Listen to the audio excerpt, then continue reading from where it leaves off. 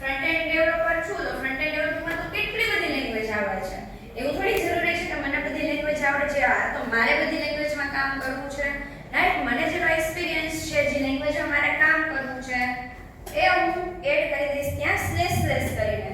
એટલે કોઈ પણ માણસ મારી પ્રોફાઇલ જોવે છે તો એને મળી જાય ઓ અને આ લેંગ્વેજ આવડે છે, રાઈટ? કારણ કે હું નીચે અબાઉટ છે એ બધું તો